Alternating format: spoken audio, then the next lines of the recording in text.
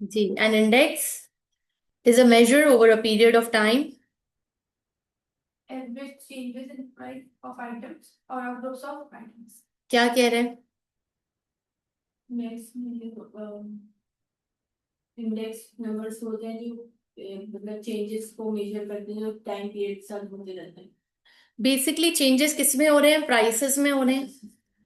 तो ये जो प्राइसेस में चेंजेस हो रहे हैं, इंडेक्स इसको मेजर कर रहा है कि ये कितनी तेजी से बढ़ रहे हैं या कितनी तेजी से कम हो रहे हैं। तो ये जो चेंजेस इन प्राइस है ना, ये over a period of time, यानी 1 साल में या 2 साल में, तो वो कैसे चेंज हो रहे हैं, कितनी तेजी से चेंज हो रहे हैं? एवरी ईयर 10% चेंज हो रहे हैं, 15% चेंज हो रहे हैं, 20% चेंज हो रहे हैं। तो वो कौन मेजर करके बताएगा? इंडेक्स। तो ये प्राइसेस की भी वैल्यूज को चेक करते हैं और क्वांटिटीज की भी। अब आइए, दो इंडेक्सेस आ गए, price index and quantity index. इसका सिंपल सा फॉर्मूला है। पहले हम फॉर्मूला लिखेंगे, फिर हम इसको ट्राई करेंगे। वाह, यहाँ पे फॉर्मूला ही नहीं गिरा। माशाल्लाह।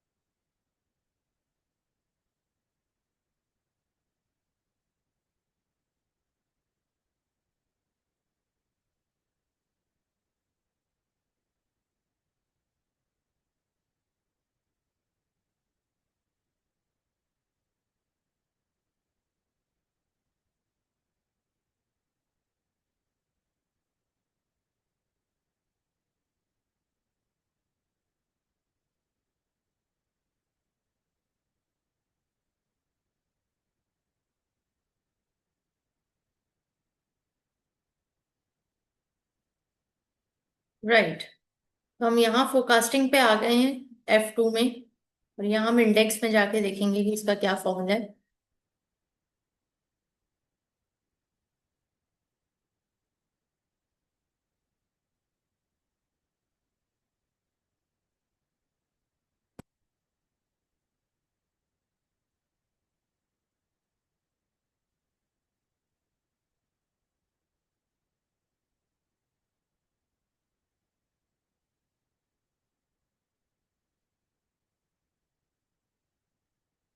Please write it down. Price index and quantity index. Pn upon P not multiply by 100, Qn upon Q not multiply by 100, quantity index.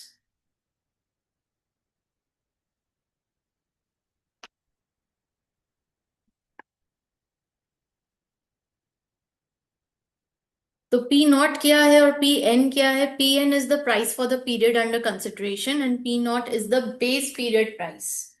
इसी तरह क्यू एन करंट पीरियड की क्वांटिटी है और क्यू नॉट बेस पीरियड की quantity है। Base period, वो अब question आपको बताएगा कि बेस पीरियड क्या है। और अगर क्वेश्चन नहीं बता रहा, तो फिर जो सबसे पहला साल है ना, उसको आपने बेस पीरियड बना लेना है। अब जैसे कि ये सवाल है, तो इसमें आप देख सकते हैं कि suppose revenue for a company over the last 5 years were as follows. 2005 में 35,000 है, 2006 में 42 है, 2007 में 40 है, 2008 में 45 है और 2009 में 50 है। तो सबसे पहला साल कौन सा है? 2005। तो हम बेस ईयर किसको लेंगे? 2005 को। So the managing director decided that he wanted to set up a revenue index, an index which measures how revenue has done from year to year using 2005 as the base year। अब ये question ने भी mention कर दिया कि 2005 को base year बनाएंगे। तो 35,000 of revenue in 2005 is given the index 100%। यानी कि जो पहले साल का इंडेक्स है, उन्होंने कहा 100% है। अब वो कह रहे हैं कि बाकी सालों के इंडेक्सेस फाइंड आउट कीजिए। तो कैसे करेंगे? यानी कि हर साल का आपको फाइंड आउट करना है, तो कैसे करोगे? 42 अपॉन 35 मल्टीप्लाई बाय 100। फिर अगले साल का कैसे करोगे? 2007 का 40 अपॉन 35 मल्टीप्लाई बाय 100। फिर उसके बाद 2008 का कैसे करोगे? 45 अपॉन 35 मल्टीप्लाई बाय 100। फिर 2009 का कैसे करोगे? 50/35 मल्टीप्लाई बाय।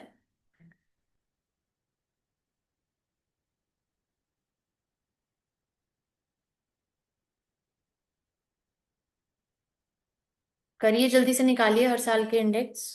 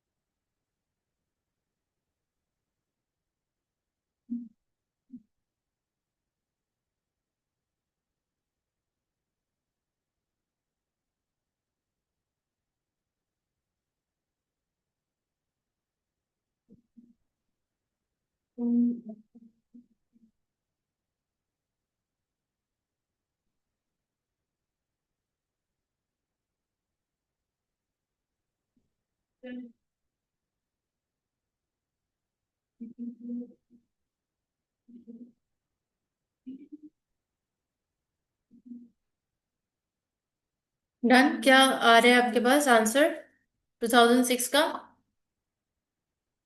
120। 120%। 2007, 114, 2008, 129, and then 2009, 143। ठीक है, तो ये आपने इंडेक्स निकाल लिया। इजी, कोई मसला तो नहीं। अब आइए,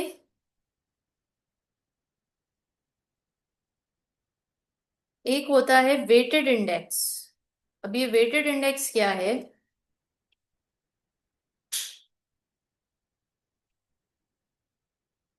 वेटेड एग्रीगेट इंडिसेस, इसका फॉर्मूला लिख लीजिए। Sigma W V N divide by sigma W V not.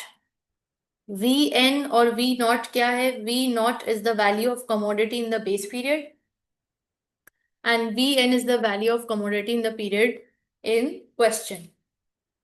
और वे डब्ल्यू क्या है? It's the weighting factor.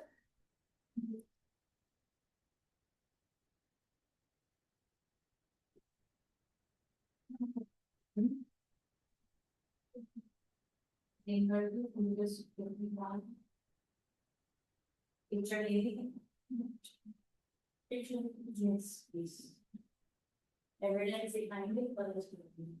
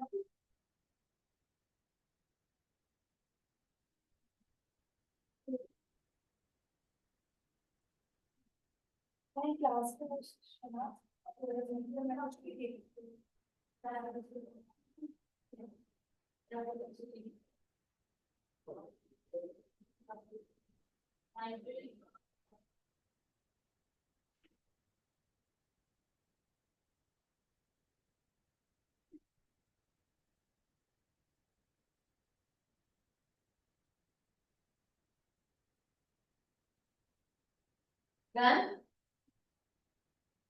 अब आइए इसका सवाल देखते हैं। ये सवाल है, in practice, indices generally consist of more than one item. For example, suppose that the cost of living index is calculated from only three commodities, bread, tea, and caviar. Prices for 2001 and 2005 were as follows. Prices given है 2 सालों के. Prices above are in different units and there is no indication of relative importance of each item. In formulating index numbers, these aspects can be overcome by weighting. To determine the weighting, we need information about the relative importance of each item. अभी weighting कहीं पे भी नहीं given है, सबके prices given है. तो weightage के लिए क्या किया जाए? For the purpose of internal management reporting, results recorded over a number of periods can be adjusted using an appropriate price index to convert the figures from money terms to real terms. Wow, इन्होंने यहाँ पे इसको complete show ही नहीं किया, इधर F2 से ही पढ़ते हैं.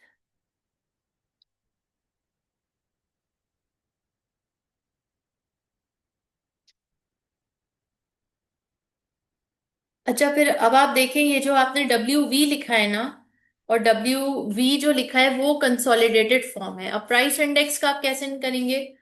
Price index, calculating price and quantity weighted aggregate indices if base your year weights are used. So sigma q naught multiplied by pn divide by sigma q naught multiply by p naught multiply by 100. ये basically price index है with the weightage. Q naught multiply by p N divide by q naught multiply by p naught. बे जो denominator होगा उसमें not सी होंगे. Quantity index उलट हो जाएगा, sigma P not Q N divide by sigma P not Q not. Denominator दोनों के सेम है. सिर्फ ऊपर जहां प्राइस इंडेक्स है वहां पी एन हो जाएगा, जहां क्वांटिटी इंडेक्स है वहां क्यू एन हो जाएगा, बाकी सब नॉट्स. लिख लीजिए जल्दी से.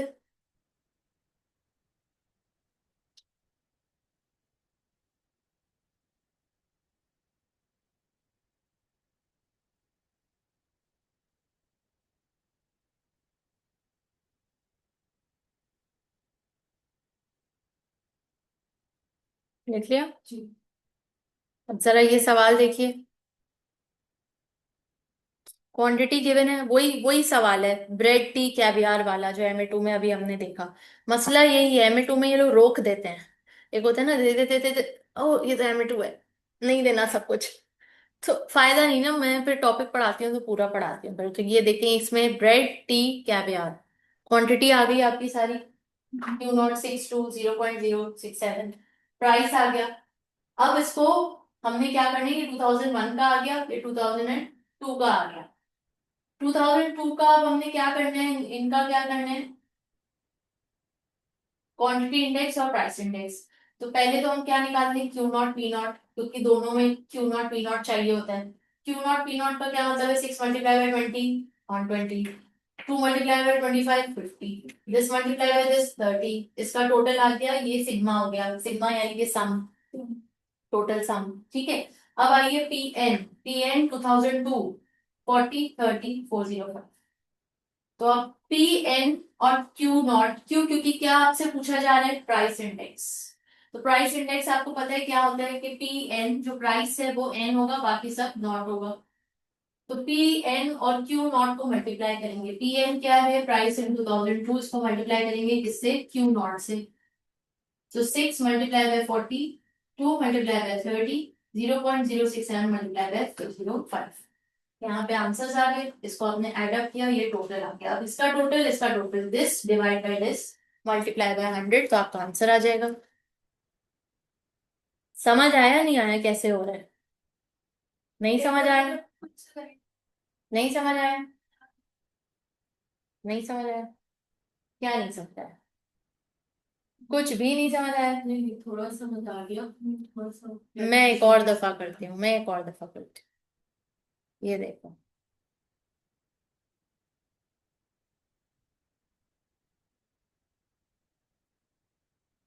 ये सवाल है, 2001 का गिवन है डेटा, 2005 का डेटा गिवन है, वहां पे उन्होंने इसको 2002 बना दिया। ठीक है, ये दोनों डेटा गिवन है, इसको हम क्या कहते हैं? प्राइस। ये भी प्राइस है, ये भी प्राइस है। ये कौन सी प्राइस है? पी नॉट, बेस ईयर की। कौन सी प्राइस है? पी नॉट बेस ईयर की प्राइस है। और ये पी एन करंट ईयर की प्राइस है, पी एन। तो अब आपको बोला जा रहा है प्राइस इंडेक्स निकालो। तो प्राइस इंडेक्स निकालने के लिए यहाँ पे चूंकि MA2 है, इसमें कंप्लीट डेटा गिवन नहीं है, तो इसका बाकी का डेटा मैं आपको दिखा रही हूँ कि क्वांटिटी गिवन है, क्यू नॉट गिवन है। तो ये जो क्यू नॉट गिवन है ब्रेड का, टी का, कैवियार का, तो अब हम क्या करेंगे? क्वांटिटी यहाँ लिख देंगे, प्राइस जो बेस ईयर की थी वो यहाँ लिख देंगे। और फिर आपको फॉर्मूला तो पता है ना कि प्राइस इंडेक्स कैसे निकालते हैं? ये फॉर्मूला है, sigma Q not P N divide by sigma Q not P not multiply by. तो इसी को सॉल्व करने के लिए हमने क्या किया? हमने यहाँ पे कॉलम्स बना लिए। क्या कॉलम्स बनाए? आपको सवाल में, एग्जामिनेशन में सवाल में ये डेटा गिवन है, ये डेटा गिवन है, और ये डेटा गिवन, बस। अब आपको प्राइस इंडेक्स निकालना है, तो कैसे निकालेंगे? फॉर्मूला आपको याद है, तो फॉर्मूला में क्या है? क्यू नॉट पी नॉट है, जो डिनोमिनेटर में हम लिखते हैं sigma Q not P not.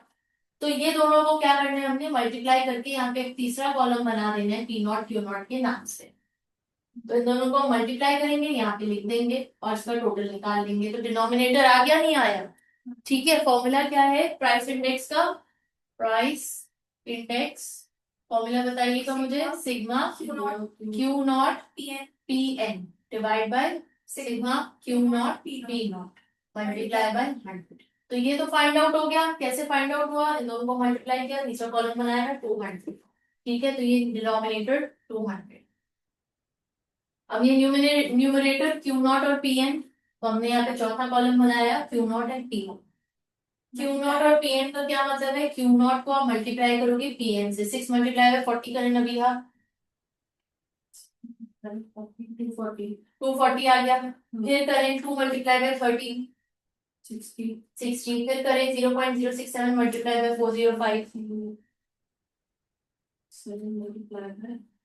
405,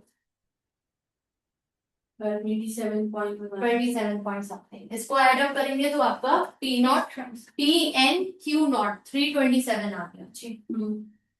clear? अब आप निकाल लें answer. 327 upon 400 multiply by 100, price index आ गया उसकी 1635। This is your price index. Clear? अब आइए क्वांटिटी इंडेक्स खुद से निकालेंगे, ट्राई करें खुद से। सारा डेटा गिवन है, फॉर्मूला लिख लीजिए।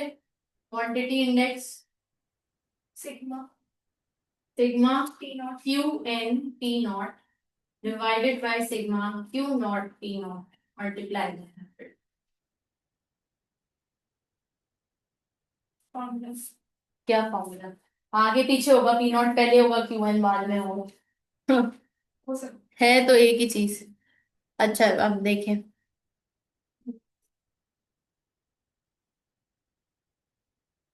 डेटा गिवन है, material A, material B, component C, component D. 2000 का गिवन है और 2002 का भी गिवन है, क्वांटिटी भी गिवन है और प्राइस भी गिवन है। अब आपको सिंपली 4-5 कॉलम्स बना लेने हैं, और जैसे हम ऊपर कर रहे थे सॉल्व, वैसे ही करना है। जैसे ये ऊपर सॉल्व कर किया ना आपने, 4-5 कॉलम्स बना लिए थे देखो, तो वैसे ही करना है। जो डेटा गिवन है उसको एज इट इज लिख लो, फिर जो फॉर्मूला की रिक्वायरमेंट है उसका कॉलम बना लो।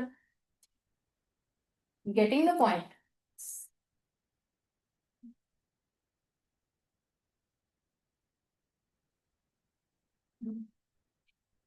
ये और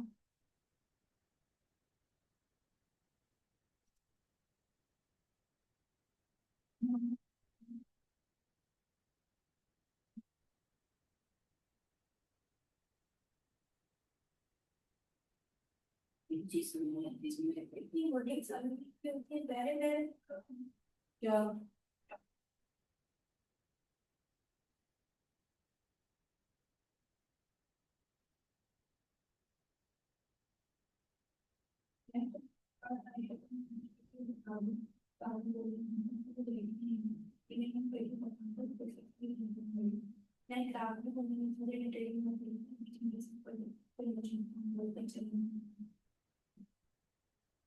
ये 40-15 games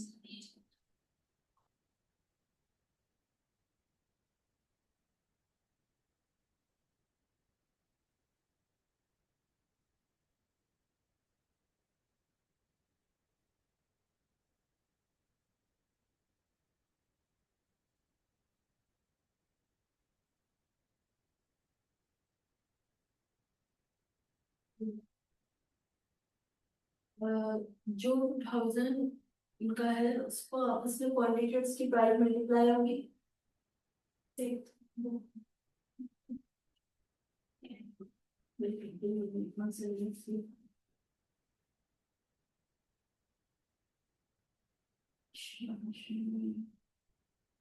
क्वांटिटी इन यूनिट्स और प्राइस सेम रहेगी ये आ गया 2000 का इधर 2000 प्लस 20,000 प्राइस सेम ही रहेंगे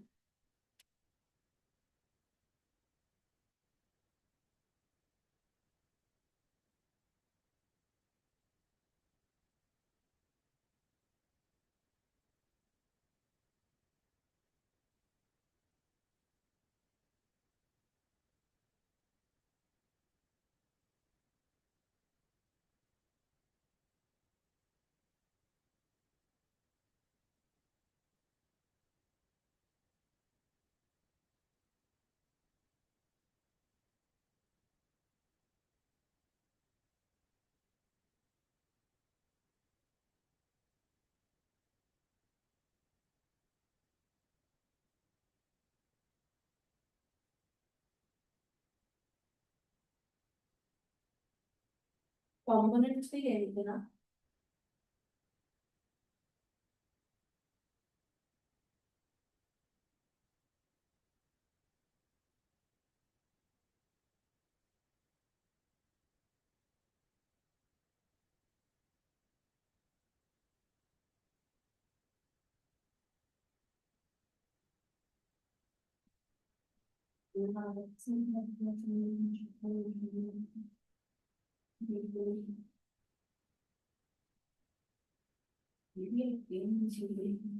क्या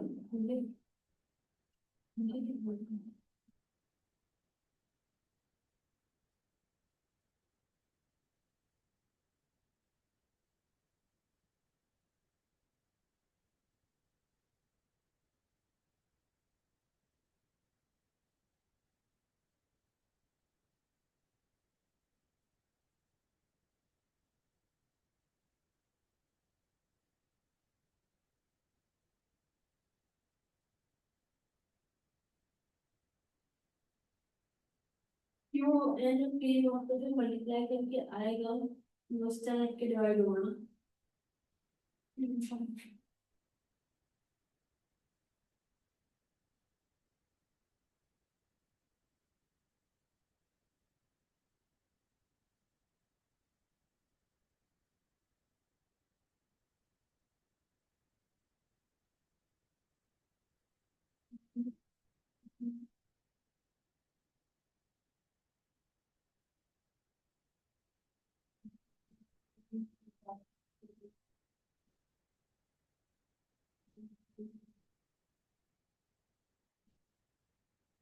वन में 6 आ रहा है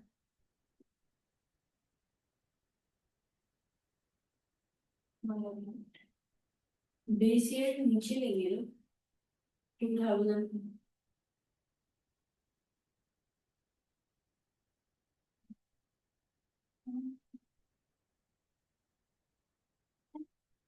और मैंने इस तरह किया कि मैंने क्वांटिटी रखी ऊपर वाले की 2000 की, इसकी प्राइस रखी और मल्टीप्लाई करके आ गया, ठीक है। फिर मैंने 2002 में उसकी प्राइस की ली थी, तो मैंने ऊपर वाले की ये प्राइस ले ली थी, मैंने ये की है।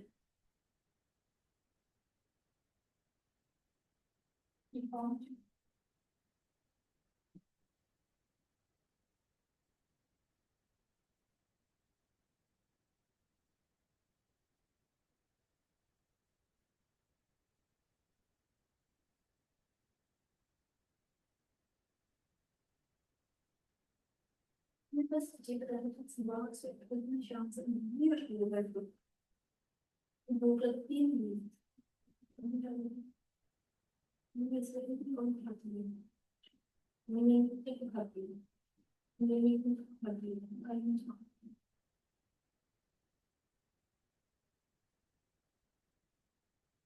116 आ रहा है।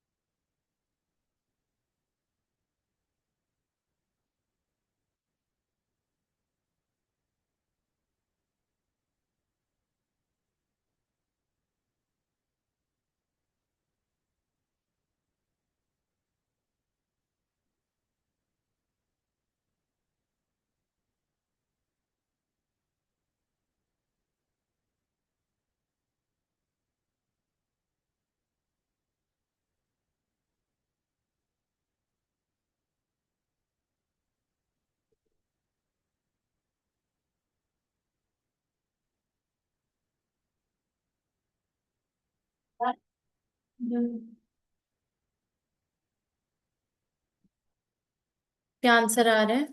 116। 116, परफेक्ट, वेरी गुड। ठीक है, अब आइए नेक्स्ट। उनसे चैप्टर 9 में 19 में सो गया। करण 19। करण ने 18 को पढ़ा था ना, हम्म। हम आगे आ गए। हम पहले से स्टार्ट होगा। अच्छा, कोई मसला नहीं है, ठीक है। Next, time series analysis. Time series analysis is a series of figures of values recorded over time. Time series में चार चार फोरकास्टिंग टेक्निक्स हैं जो हम सीखते हैं। Number one, trend. Number two, seasonal variation. Number three, cyclical. And number random variations. ठीक है। अब ये क्या होता है, ट्रेंड क्या होता है, सीजनल क्या होता है, साइक्लिकल क्या होता है? ट्रेंड बेसिकली हम देखते हैं कि ट्रेंड अपवर्ड्स है या डाउनवर्ड्स है। आया की सेल्स ऊपर जा रही है या नीचे जा रही है। आया की डिमांड ऊपर जा रही है नीचे जा रही है। आया प्राइस ऊपर जा रही है नीचे जा रही है। कोई भी चीज हम देख रहे हैं उसकी अब अपवर्ड मूवमेंट है या डाउनवर्ड मूवमेंट है। अब आइए ट्रेंड जरा पढ़िए Nabiha. Trend is a A kind of a series of figures in a time series in the way in which the figures are moving in general despite various fluctuations caused by seasonality. ठीक है, एक उसका कोई ना कोई set pattern होगा जरूर लाजमी। अब जैसे यहाँ पे देखें, आउटपुट पर लेबर आवर्स यूनिट। आउटपुट यानी कि ये फर्स्ट कॉलम का, इसका क्या ट्रेंड शो हो रहा है? 30 शुरू में, फिर 24 पे, 26 पे, 22, 21, 17। तो क्या ट्रेंड है? डाउनवर्ड है या अपवर्ड है? डाउनवर्ड है। हालांकि यहाँ पे 24 के बाद 26 अप भी हुआ है, लेकिन मोस्टली पैटर्न क्या है? डाउनवर्ड है। तो आप क्या बोलेंगे? डाउनवर्ड।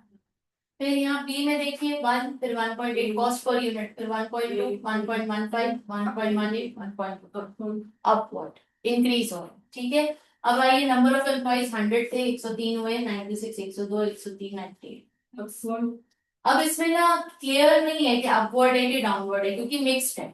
दो डाउनवर्ड की तरफ अचानक से आ गए हैं, बीच में चार अपवर्ड है। तो आप इसको क्या लिखेंगे?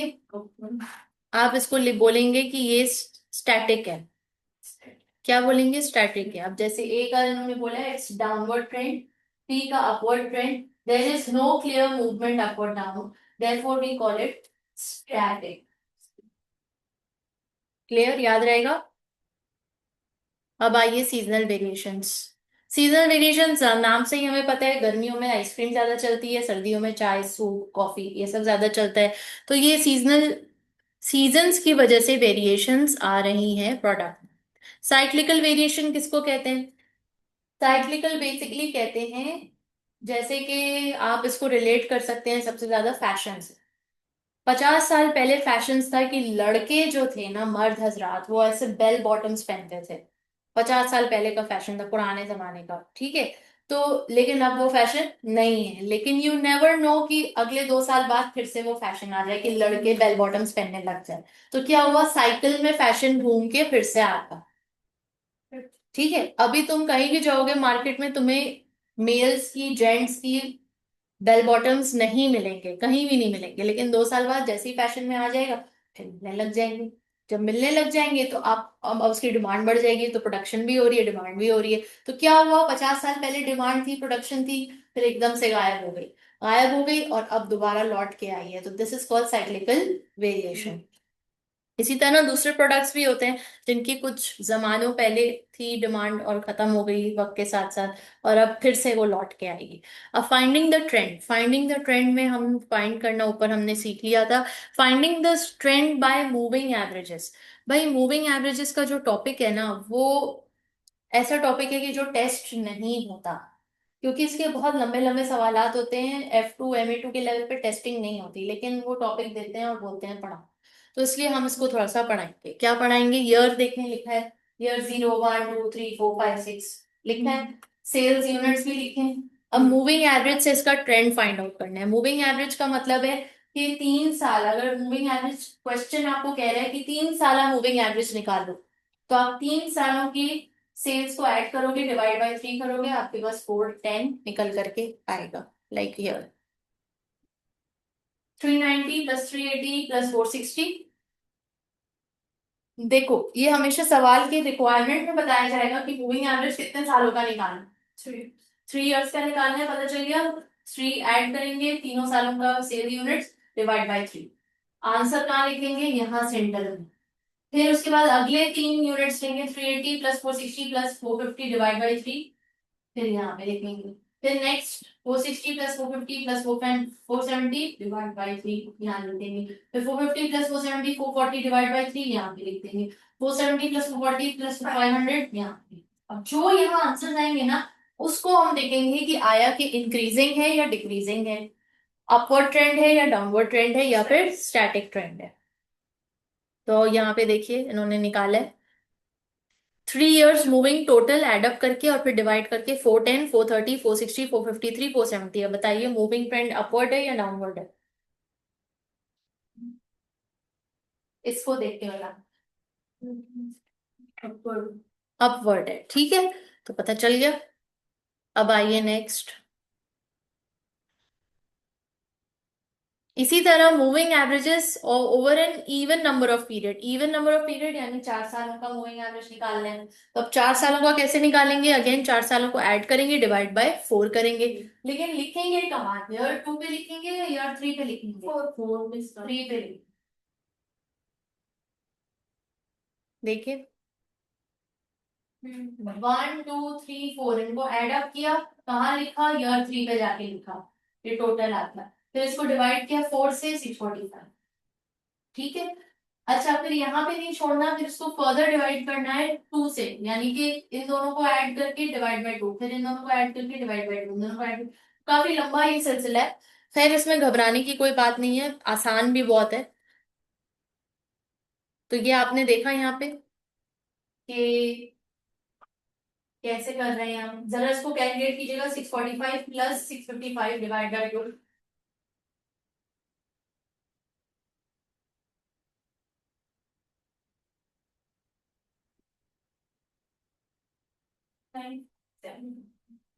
है 645 प्लस 655 डिवाइड बाय 2 क्या आ रहा है।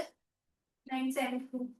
दोबारा कीजिए 645 प्लस 655 डिवाइड बाय 2। 650 650 आ रहा है। पहले प्लस करो फिर डिवाइड करो। पहले प्लस करो 1300 आएगा, फिर डिवाइड करो। वही ना, ब्रैकेट का खेल, ब्रैकेट नहीं डाला होगा तो बॉटमस का रूल भूलिएगा नहीं, यही गड़बड़ हो जाती है कैलकुलेशन में, ठीक है। बॉटमस हमेशा जो है कैलकुलेटर बॉटमस फॉलो करता है। तो आपने पहले ऐड करना है, फिर जो आंसर आएगा उसको डिवाइड बाय 2। तो जब भी 4 ईयर मूविंग एवरेज है यानी इवन नंबर ऑफ पीरियड्स है, तो 4 इयर्स का क्या करेंगे, 4 को प्लस डिवाइड बाय 4, ठीक है, 645 आ गया।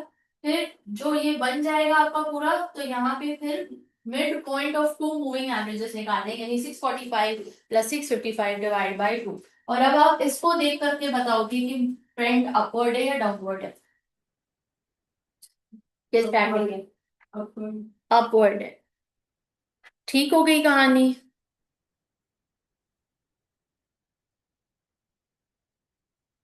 मूविंग एवरेजेस ऑन ग्राफ ये मैं स्किप करा रही हूँ क्योंकि ग्राफ्स आप लोग का नहीं आएगा।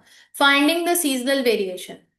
अच्छा अब फाइंडिंग द सीजनल वेरिएशन में दो मॉडल्स होते हैं, एक एडिटिव मॉडल होता है और एक मल्टीप्लिकेटिव मॉडल होता है। क्या होता है, एक एडिटिव मॉडल होता है और एक मल्टीप्लिकेटिव मॉडल होता है। जरा दोनों के फॉर्मूलाज लिख दीजिएगा।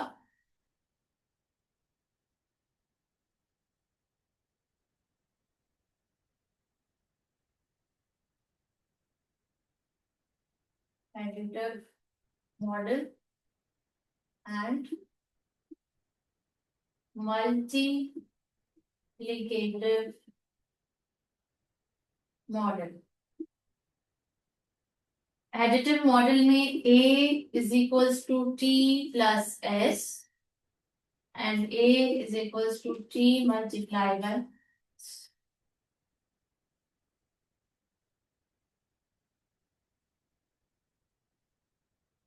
a क्या है, एक्चुअल फिगर, t क्या है, ट्रेंड, s क्या है, seasonal variation.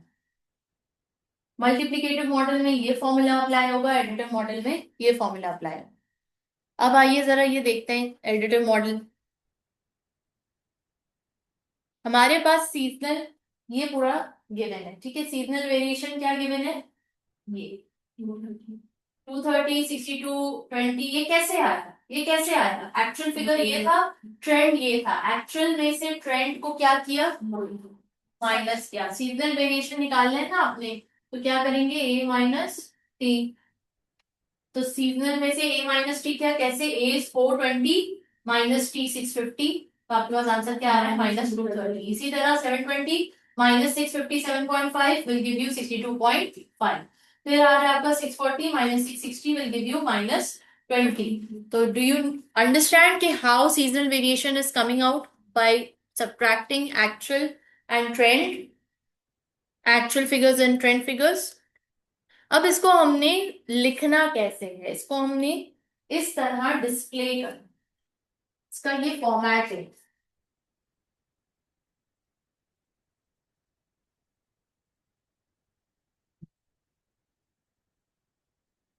Q1, Q2, Q3, Q4, 2005, 2006, 2007, 3 सालों का। अब इसको आपने किस तरह करना है? Q1, Q2, Q3, Q4 क्या है? Q1, Q2, Q3, Q4। तो सीजनल वेरिएशन यहाँ कहाँ से लिखा हुआ है? Q3 का लिखा हुआ है 2005 का, यस और नो? क्वार्टर 2005 का क्या है ये? Q3। तो मैं 2005 के Q3 में जाके क्या लिखूंगी? -230। इसी तरह 62.5 कौन से क्वार्टर का है? 4। 62.5, फिर -20, फिर 197.5, फिर -248.75, 62.5, -13.75 एंड 212.5। प्रेजेंटेशन क्लियर है? कैसे प्रेजेंट किया हमने? नबिया क्लियर है? नहीं क्लियर है पूछ लो, मैं दोबारा समझा दूंगी, मुझे कोई इशू नहीं। Q1, Q2 2005 का नहीं है, 2007 में Q3 और Q4 रहेगी। Okay. ठीक है।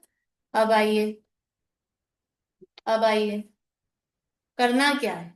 करना ये है कि सबसे पहले तो टोटल निकालने। क्या निकालने? टोटल। इसका टोटल निकालिए, इसका निकालिए, इसका निकालिए, इसका निकालिए और मुझे बताइए। 37.75 37, 33.75, -33.75। ठीक है। फिर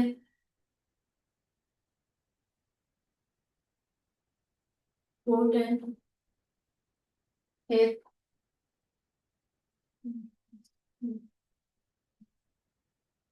माइनस का 478.75। नेक्स्ट।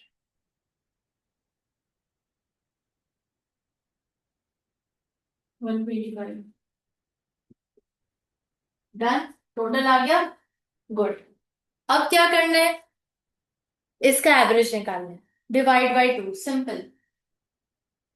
एवरेज निकालिए, डिवाइड बाय 2। बताइए, इसको इससे डिवाइड कीजिए, आंसर -16.875।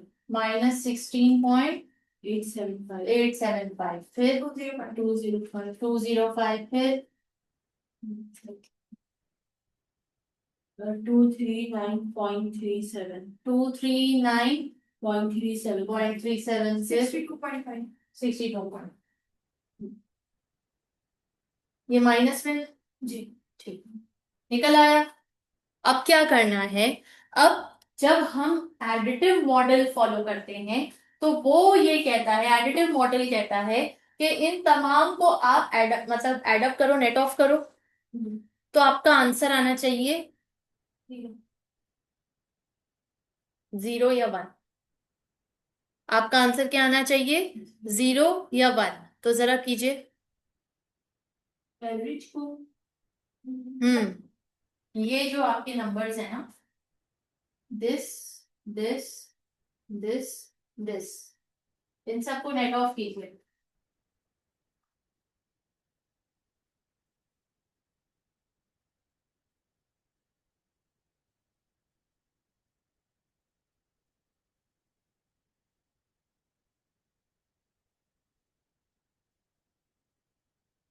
ये सब एडअप करने के बाद 0 आना चाहिए। क्या आ रहा है 0? नहीं आ रहा। कितना आ रहा है? 11.2। बताइए। 11। 255। ठीक है, ये आ रहा है आंसर। तो अब हम, हमारा मकसद ये होना चाहिए कि ये ऐसे नंबर्स आए कि सारे नेट ऑफ करें और 0 हो जाए। तो हम क्या करेंगे, ये जो नंबर आ रहा है इसको हम डिवाइड बाय 4 करेंगे, क्योंकि हमने इसको सारे क्वार्टर्स में स्प्रेड करना है। डिवाइड बाय 4 करेंगे, क्या आंसर आ रहा है? 2.81375। 8173। 81375। 81375। फिर 2.81375, 2.81375, 2.81375। अब इसको क्या करना होगा, हमें माइनस करना होगा ताकि हम जीरो पे आ जाए। तो कीजिए, कीजिए माइनस कीजिए, इन सबको माइनस कीजिए, डिडक्ट कीजिए।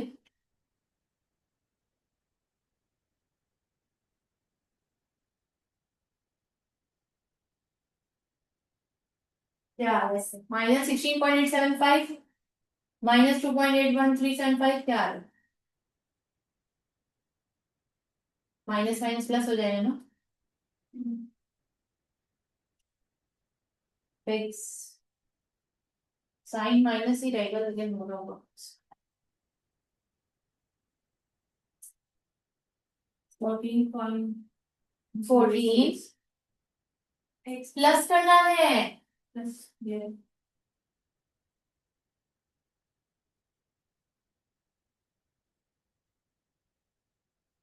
16 + 2 14 होता है। 19.6। 19.6। और आगे, अब यहाँ पे माइनस है, यहाँ प्लस है, तो माइनस ही होगा। दोनों प्लस नहीं। नहीं नहीं, माइनस है ना, सब जगह माइनस डला हुआ है। 202 फिर ना माइनस है या माइनस है। प्लस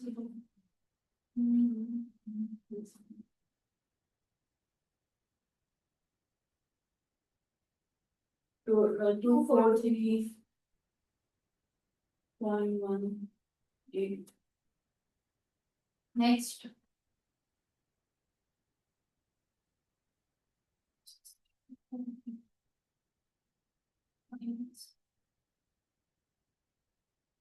60.3। ठीक है, देखिए मैच करें, वही आ रहा है तकरीबन, और उन्होंने फिर राउंड ऑफ कर दिए, 20, 202, 242, 60। और फिर इसका टोटल कीजिए तो देखिए अब जीरो आ रहे हैं। इसको हम 20 करते हैं, 20, 202, 243, 60। हम्म।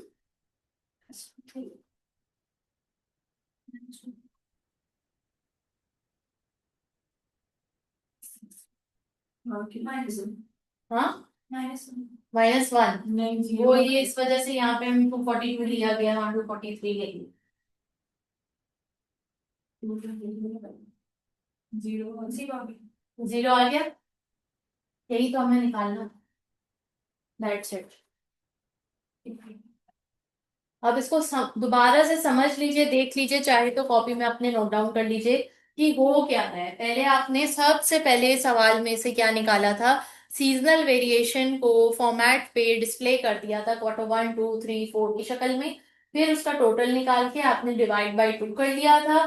फिर उसके बाद आपने उसको नेट ऑफ करके चेक किया था कि क्या वो जीरो बन रहा है या नहीं बन रहा। नहीं बन रहा था तो जो डिफरेंस था उसको आपने डिवाइड बाय 4 किया और चारों क्वार्टर्स पे स्प्रेड किया, और फिर वो आंसर निकाला जिसको नेट ऑफ करने से हमें क्या मिलेगा, जीरो।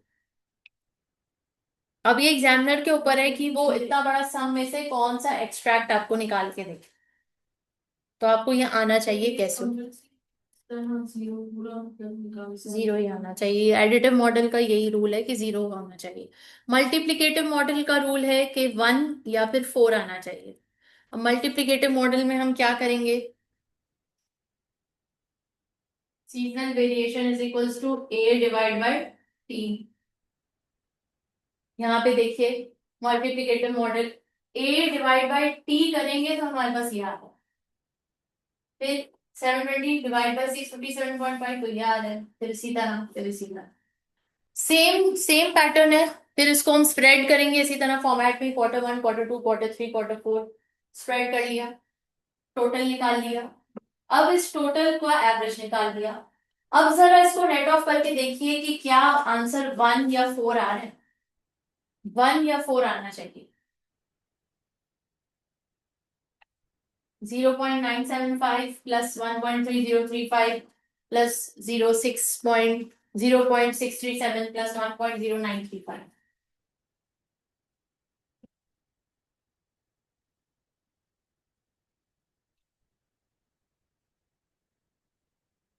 फोर 4 आ रहा है। 4.0। 4.009 आ रहा है। तो 0.009 जो आ रहा है वो आपको ये Q1 Q2 Q3 Q4 में डिवाइड करना होगा। एग्जैक्ट नंबर आना चाहिए, होल नंबर 4 या 1। 0.025। तो 1 क्या डिवाइड करेंगे आप, डिवाइड बाय 4 करके? 4 किया तो 1 पॉइंट। नहीं, 1 पॉइंट नहीं आएगा, 0.00225। नहीं, मैंने वो 4 से डिवाइड किया है। मैं यही तो कह रही हूँ, 4 से डिवाइड करने के बाद ये एडजस्टमेंट फिगर आ रही है। 1.00। आपका जो एक्स्ट्रा आ रहा है वो क्या आ रहा है? 4.009। So 0.025 has to be deducted from each one. 0.009 को आप डिवाइड करेंगे 4 से, और फिर आप डिवाइड 0.00225 आ रहा है। इसको आप माइनस करेंगे तमाम उससे, आपके पास ये आंसर आ रहे हैं। इसको नेट ऑफ करेंगे, इसको नेट ऑफ करेंगे तो देखिए 4 आ रहा है पूरा।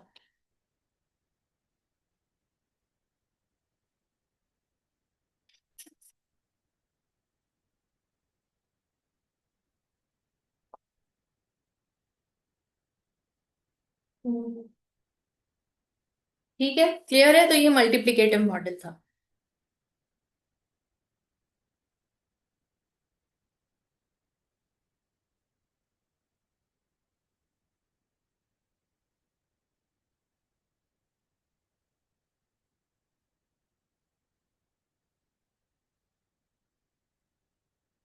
प्रॉब्लम्स क्या है टाइम सीरीज फॉर फोरकास्टिंग के साथ? Number 1, Maham. Historic data available, but less reliable. चूंकि हिस्टोरिक डेटा के ऊपर ये डिपेंड कर रहा है फोरकास्टिंग टेक्निक, तो हिस्टोरिक डेटा जितना अवेलेबल होगा उसी बेस पे सही फोरकास्ट आएगा, और जितना कम अवेलेबल होगा तो less reliable will be the results. आगे Further to the future forecast, the less reliable. 10 साल बाद आप बता सकते हो क्या होने वाला है? 10 साल बाद की प्रिडिक्शन और 6 महीने की प्रिडिक्शन में जमीन आसमान का फर्क होगा।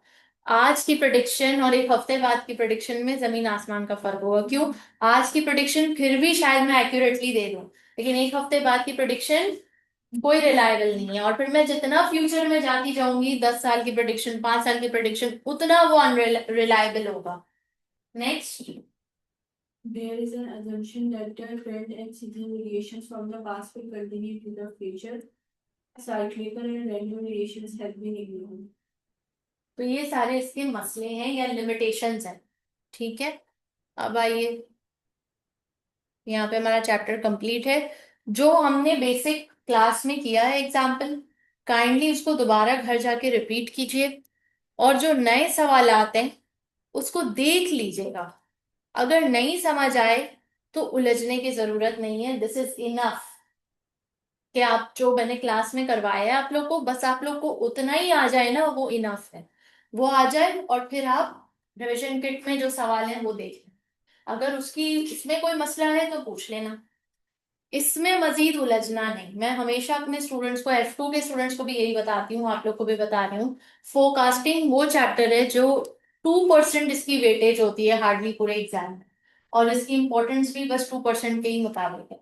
बहुत सारे स्टूडेंट्स को ये टॉपिक सर के ऊपर से गुजर जाते हैं। मेरी पूरी कोशिश होती है कि मैं बहुत आसान करके समझाऊं, and I think I was successful in doing that. However, because this topic is not commonly used in the day-to-day lives and you don't hear it out, so it's difficult to digest. Therefore इसमें उलझना नहीं है, क्योंकि ये बहुत लेंदी होता है। F2 में इससे भी ज्यादा लेंदी चैप्टर है इसका। इसमें उलझना नहीं है, इसमें जो पॉइंट समझ आ रहे हैं उसको पिक करो, उसको पक्का करो, दैट्स इट, आगे बढ़ो। इसमें उलझोगे तो फिर लगेगा कि हो ये भी नहीं आता, हो ये भी नहीं आता, हो ये भी नहीं आता, हालांकि इसका वेटेज 2% है हार्डली। 1 से 2%। तो इसलिए इसको ज्यादा टेंशन या सवाल करने की जरूरत नहीं है। सिंपल सिंपल मैंने आपको बता दी है चीजें, एडिटिव मॉडल, मल्टीप्लिकेटिव फॉर्मेट बता दिए, दैट्स इट। ट्रेंड आपको समझ आ गया, मूविंग एवरेज का ट्रेंड कैसे निकालते हैं, 3 year average, 4 year average, that's it. ये बेसिक चीज है। ठीक है। थोड़ा सा इंडस्ट्री का प्रेशर डिस्कस करना है। ठीक है। उसके क्वेश्चन सॉल्व नहीं हो रहे हैं।